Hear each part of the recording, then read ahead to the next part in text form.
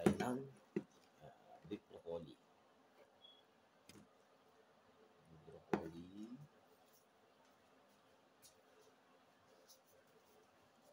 I-marinate na natin para prepare natin. Kasi dito sa Canada, kailangan mabilis lagi ang galaw. Kaya kailangan pag Sabado pa lang or Linggo, i-prepare mo na yung bago for 1 week.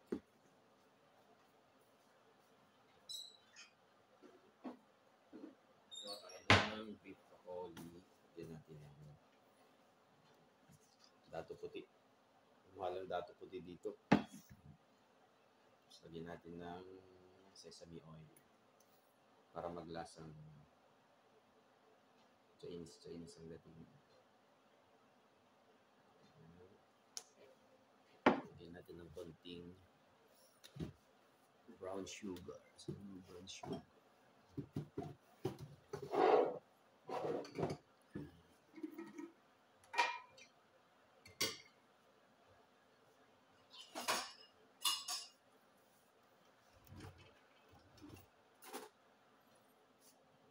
Sugar.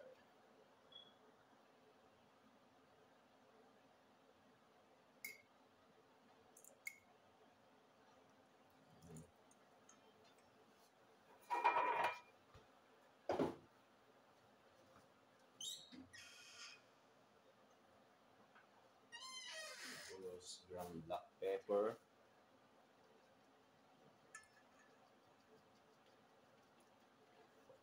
Ayan. Pasmekos natin. Mix siya.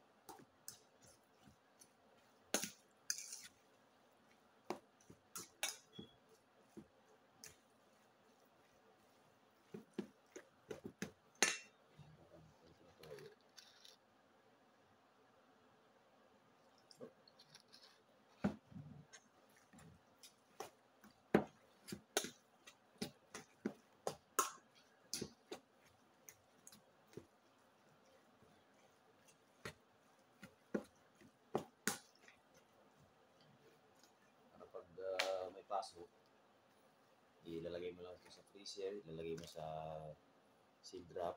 Tapos may trabaho, bago umalis sa trabaho, i-defrost na. Pag uwi ng bahay sa gabi, luto na lang. Yun lang buhay sa Canada.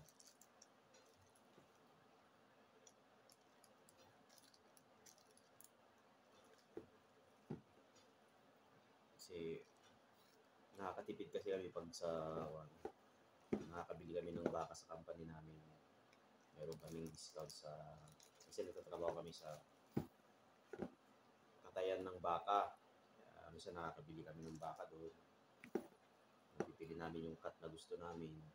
Ito mga malambot to eh. Kasi yung mga bata na baka pa kinakatay namin. Kaya malalambot siya.